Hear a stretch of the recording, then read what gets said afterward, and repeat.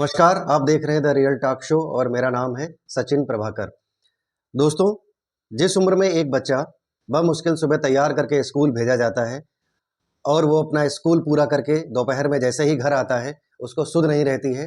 वो school dress कहीं और निकाल के फेंकता है, स्कूल बैग कहीं और डालता है और सबसे पहले वो ढूंढता है टीवी का रिमोट, ऑन करता है टीवी और मेन मीक करके दोपहर का खाना जो मम्मी ने दिया होता है, वो खाता है। लेकिन उसी उम्र में एक बच्चा जिसका नाम है अभिनव अरोड़ा, जो कि वृंदावन का है, 9 साल की उम्र में सिर्फ बना है सनसनी।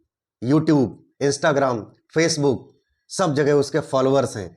एक बहुत बड़ा नाम बन चुका है वो। 9 साल की उम्र में वह राधे रानी के जयकारे लगा करके वृंदावन में घूम रहा है।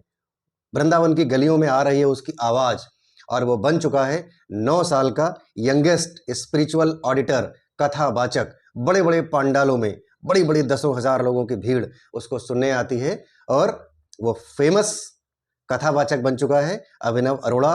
और वही बच्चा 9 साल की उम्र में जाता है और बड़ी मनमोहक, क्यूट सी, स्वीट सी स्माइल करते हुए स्वीट-स्वीट बातें करता है। और कई बार तो वो ऐसा करता है कि गणेश भगवान की मूर्ति के साथ एक रोने का वीडियो शूट कराता है, कभी-कभी राधे रानी के साथ, कभी-कभी फिर कृष्ण मुरारी कन्हैया के साथ। लेकिन दोस्तों, ये बात सिर्फ यहीं ख़त्म हो जा रही है या इस समाज को, एक एजुकेटेड समाज को, इस समाज के पेरेंट्स को सोचने की भी ज़रूरत है कि कहीं ये एक तरीके से लॉन्च तो नहीं किया गया है बच्चा, कहीं इसका असर हमारी आने वाली पीढ़ी पर तो नहीं पड़ेगा। अच्छा असर पड़े तो अच्छी बात है, लेकिन दोस्तों, बुराइयां हम जल्दी स्वीकार करते हैं, अच्छाइयां हम देर में स्वीकार करते हैं। यह जब भी एक पार्ट होता है तो उस पार्ट का अच्छा पार्ट जो होता है वो हम देर में ग्रहण करते हैं या फिर ग्रहण नहीं करते हैं, लेकिन उसका जो बुरा पार्ट होता है वो हम बहुत जल्दी अपने जीवन में आत्मसात कर लेते हैं। दोस्तों, इस वीडियो में खुल करके हम बात करेंगे कि इसके अलावा और भी बहुत सारे कथावाचक हैं, बाबा हैं, यूट्यूबर, सेलिब्रिटी हैं। उनमें से बहुत यूट्यूबर, सेलिब्रिटी को अभी मुंबई में एक प्रोग्राम किया था, सोशल मीडिया इन्फ्लुएंसर्स को मोदी जी ने सम्मानित भी किया था। उसमें इस बच्चे को भी, अभिनव अरोड़ा को भी सम्मानित किया गया था। तब से अभिनव अरोड़ा और छा गए हैं। इस वीडियो में हम बात करेंगे। और दोस्तों, इस वीडियो की शुरुआत में ही मैं आपको बता देना चाहता हूं कि मैं इस वीडियो में किसी की आस्था को ठेस नहीं पहुंचा रहा, बस इस समाज को एक सही दिशा और सही बात पहुंचाने की कोशिश कर रहा हूं। आपको मैं सबसे पहले तो यह बताना चाहूंगा कि अभिनव अरोड़ा का परिचय क्या है। अभिनव अरोड़ा के पिताजी एक ट्रेड स्पीकर हैं और फेमस लेखक हैं, तरुण राज अरोड़ा, जो बेस्ट सेलिंग ऑथर हैं। इट मीन्स वो जो मल्टी लेवल मार्केटिंग की बुक लिखी है उन्होंने। अब चूंकि जो व्यक्ति खुद मल्टी लेवल मार्केटिंग का एक्सपर्ट है, बेस्ट सेलिंग ऑथर है, तो उसको तो प्रोडक्ट बेचना आता है और प्रोडक्ट बेचने की स्ट्रेटजी भी बनानी आती है। तो सोचने वाली बात यह है कि अभिनव अरोड़ा को 9 साल में इस तरीके से स्पिरिचुअल सेक्टर में, रिलीजियस सेक्टर में कहीं प्री प्लान्ड लॉन्च तो नहीं किया गया है। अगर लॉन्च किया गया है तो क्या 9 साल की उम्र में अभिनव अरोड़ा जैसा बच्चा प्रिपेयर है, मेंटली प्रिपेयर है, एकेडमिकली प्रिपेयर है? क्या बौद्धिकता के आधार पर जिस तरीके की बड़ी बड़ी बातें अभिनव अरोड़ा करते हैं, क्या उन बातों को वो समझ पा रहे हैं? जो वो बोलते हैं, क्या उसकी समझ को उन्होंने आत्मसात कर लिया है? क्या वो जो बात भगवान कृष्ण के बारे में, राधे रानी सरकार के बारे में करते हैं, क्या उन बातों की समझ उस बच्चे को हो गई है? या फिर वो बेस्ट सेलिंग ऑथर का अवार्ड जीते हुए उनके जो पिताजी हैं, वो कहीं ऐसा तो नहीं है कि सारी के सारी स्क्रिप्ट उनको रटवाए हुए हैं? अमूमन अभिनव अरोड़ा के इंटरव्यूज में देखा गया है, बहुत सारे सोशल मीडिया के इंटरव्यूअर, पॉडकास्ट करने वाले लोगों ने भी उनका पॉडकास्ट किया। एक सवाल एक से अधिक ज्यादा लोगों ने पूछा है, उसका सेम जवाब भी अभिनव अरोड़ा का होता है। अब आप कहेंगे अगर जवाब सेम है तो क्वेश्चन भी सेम रहा होगा, लेकिन अलग अलग परिस्थितियों में एक मानवीय गुण होता है कि हर व्यक्ति अलग अलग परिस्थिति में, अलग अलग समय में जब बैठा होता है तो एक क्वेश्चन को वो अलग अलग परिप्रेक्ष्य में भी जवाब देता है। लेकिन चूंकि वो 9 साल का बच्चा है, उसको तो वही रटा रटाया ही जवाब देना है, ऐसा वीडियोस में देखने के बाद नजर आ रहा है।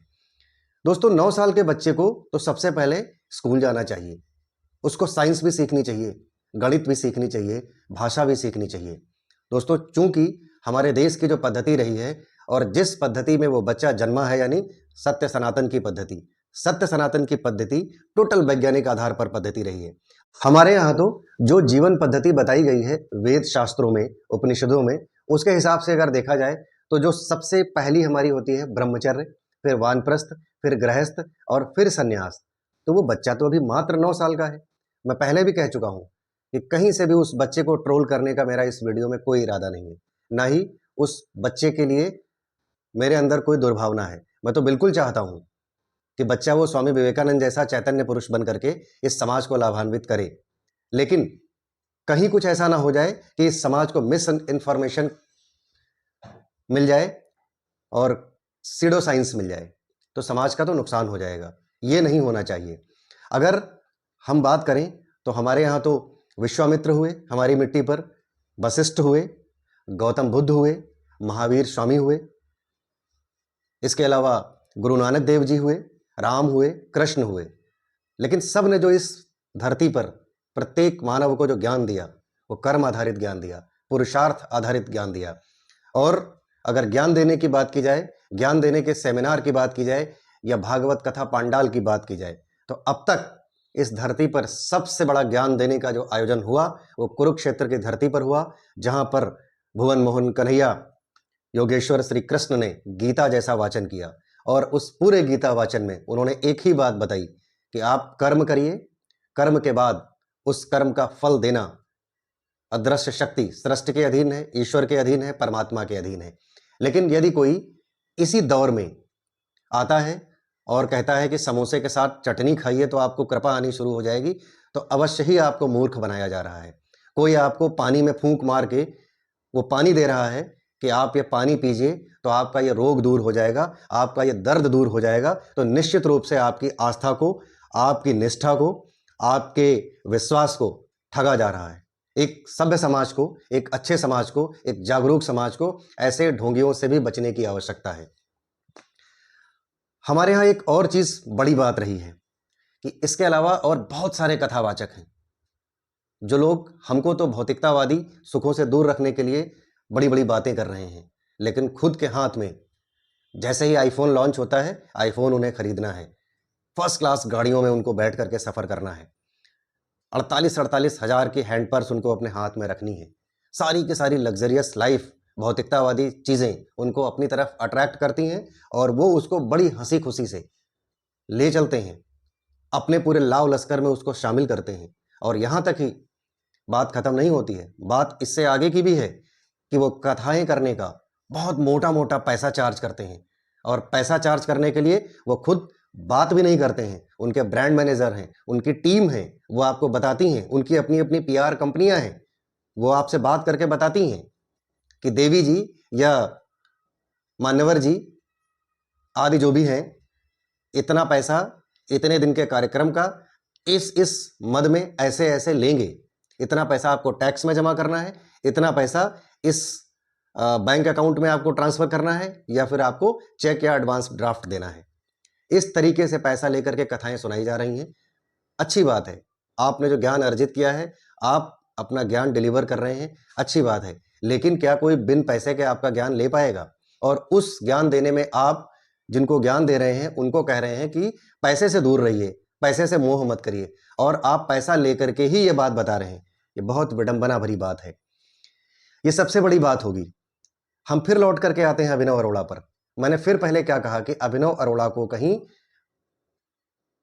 बाई प्लानिंग तो नहीं लॉन्च किया गया है, क्योंकि अभिनव अरोड़ा वृंदावन की ब्रांडेड बड़े बड़े शोरूम्स में जाकर के ब्रांडेड कंपनियों को एंडोर्समेंट कर रहे हैं, ब्रांड एंडोर्समेंट कर रहे हैं। वो यहां से भगवान कृष्ण के आप ब्रांडेड कपड़े खरीदिए, ऐसा प्रचार कर रहे हैं।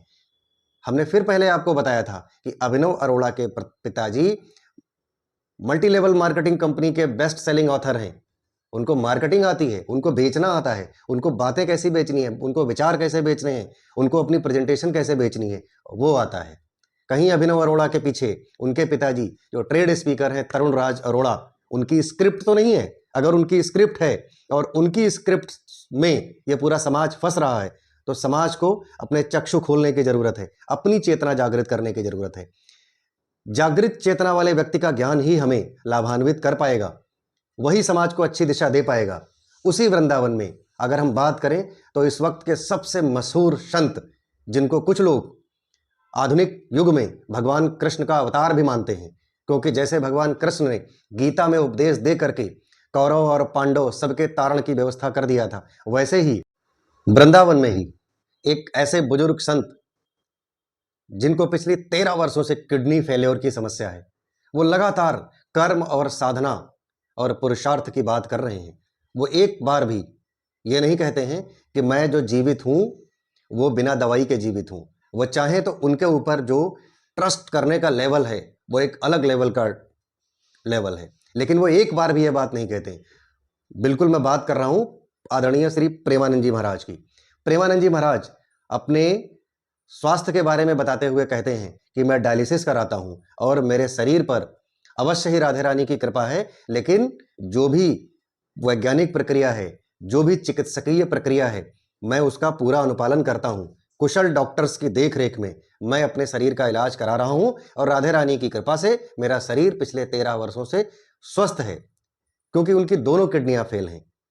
आप अलौकिक कृपा को इग्नोर नहीं कर सकते। ना मैं ये कह रहा हूं कि अलौकिक कृपाएं नहीं है, अलौकिक कृपा से ही यह संसार चल रहा है, लेकिन उसी अलौकिक कृपा को पुरुषार्थ देना पड़ेगा। पुरुषार्थ करना हमारा काम है और पुरुषार्थ करने की जो शिक्षा है वो धर्म गुरुओं की तरफ से ही दी जाती रही है। अगर धर्म गुरु हमें भ्रमित करेंगे तो हमारा पूरा समाज भ्रमित हो जाएगा, क्योंकि इस समाज में वैसे भी बहुत सारी गंदगी व्याप्त है, बहुत सारा व्यभिचार व्याप्त है। धर्म गुरुओं की और बड़ी जिम्मेदारियां बढ़ रही हैं, क्योंकि जैसे जैसे कलयुग का समय आगे बढ़ रहा है, लोग व्यभिचारी हो रहे हैं, लोग आडंबर को पसंद कर रहे हैं, लोग दिखावा को पसंद कर रहे हैं, लोग असलियत से दूर जा रहे हैं। इस वक्त पर प्रेमानंद जी जैसे संत, मुरारी बापू जी जैसे संत बहुत जरूरत है, उनकी बहुत उपयोगिता साबित हो रही है कि लोग उनको सुने, उनको फॉलो करें। पूरी दुनिया से लोग आते हैं प्रेमानंद जी महाराज के पास, पूरी दुनिया से, और अपनी अलग अलग समस्याओं को लेकर के, वो अपनी पारिवारिक समस्याओं को लेकर के, पति पत्नी की समस्याओं को लेकर के, बच्चे की समस्या, भाई की समस्या, बंटवारे की समस्या, संपत्ति विवाद की समस्या, लेकिन वो उनको अपने तरीके से सुलझाते हैं। लेकिन वो किसी को कोई आडंबर वाली बात नहीं करते हैं, वो सबके मन की शंकाएं दूर करते हैं, वो सबके मन को शांति प्रदान करने वाली, शीतलता प्रदान करने वाली बात करते हैं और एक लॉजिकल तौर पर लोगों को संतुष्ट करते हैं, लोगों को व्यसन से, व्यभिचार से दूर करने की बात करते हैं। आधुनिक समस्याओं को लोग लेकर के आते हैं, लोग एक्स्ट्रा मैरिटल अफेयर्स के बारे में उनके पास समस्याओं को लेकर के आते हैं, उस पर भी बाबा जी खुल करके बात करते हैं। प्रेमानंद महाराज जी, वो ऐसी कोई समस्या नहीं है जिस पर खुलकर बात ना करते हो, क्योंकि उनका मन स्वस्थ है, उनका मन सरल है, वो बिल्कुल भी किसी बात को छिपाते नहीं है। वो कहते हैं कि हर विषय पर बात होनी चाहिए, जब बात होगी तो हल निकलेगा। ऐसे संत की आज हमें समाज को जरूरत है। एक और कथावाचक महाराज जी हैं, दिन दिन भर बैठ करके सोशल मीडिया पर गालियां देते थे बिग बॉस को, बिग बॉस होस्ट करने वाले को, लेकिन उनको भी जब लालच मिला धन का तो वो भी चले गए बिग बॉस में। उसके बाद जब उनके ही अनुयायी इस बात से बहुत नाराज हुए, तब वो कहने लगे कि मैं एज ए कंटेस्टेंट नहीं गया था, एज ए गेस्ट गया था। लोग ये भी बता रहे हैं कि एज ए कंटेस्टेंट उनकी पैसे की डील नहीं हुई। जितना पैसा बिग बॉस या कलर्स चैनल उन्हें दे रहा था, उसका 2-2.5 गुना पैसा वो एज ए कंटेस्टेंट जाने का मांग रहे थे, लेकिन जब उनकी डील नहीं हो पाई तो उन्होंने एज ए गेस्ट ही जाना वहां स्वीकार किया। उनके ही अनुयायियों को, क्योंकि वो कथावाचक हैं, धर्म की स्थापना के लिए कुछ काम भी कर रहे हैं, इसलिए धर्म से जुड़े हर व्यक्ति आहत हुआ। लोगों ने सोशल मीडिया हैंडल्स पर, सोशल मीडिया चैनल्स पर उनके लिए बहुत कुछ लिखा और वो बात आ गई सामने कि रामचंद्र कह गए सिया से, ऐसा कलयुग आएगा जो बिग बॉस को दिन रात बैठकर गरियाएगा, थोड़ा सा पैसा उसको उसी बिग बॉस तक खींच ले जाएगा। वो गए वहां तक और उन्होंने सलमान खान के साथ उसी स्टेज के शो पर बाकायदा शूटिंग किया और शूटिंग में सलमान खान ने उनको डॉक्टर जी बोला, बाबा जी नहीं बोला। जो सम्मान एक सनातन धर्म के कथावाचक को मिलना चाहिए था वो बिग बॉस के शो पर उनको नहीं मिला, लेकिन इससे अनुयायी आहत हैं। बाबा जी को कोई फर्क नहीं पड़ता। क्यों फर्क नहीं पड़ता? क्योंकि बाबा जी को क्या करना, बाबा जी के अकाउंट में मनी ट्रांसफर हो गया। दोस्तों, अगर ऐसे सब कुछ चलता रहा तो समाज दिग्भ्रमित होता रहेगा। ऐसे में अनुयायियों को भी, समर्थकों को भी, सभी सुनने वालों को भी, सभी देखने वालों को भी जागृत रहने की ज़रूरत है, सचेत रहने की ज़रूरत है। आप तर्क की कसौटी पर चीज़ें देखें, अपनी आस्था का सम्मान करें, अपने विश्वास पर कायम रहें, ईश्वर के प्रति दृढ़ रहें, किसी के बहकावे में ना आएँ। आपको जो भी समझ में आ रहा हो, वो आप हमारे इस वीडियो के कमेंट सेक्शन में लिखें और आपकी क्या राय है, वो विस्तृत रूप से लिखें।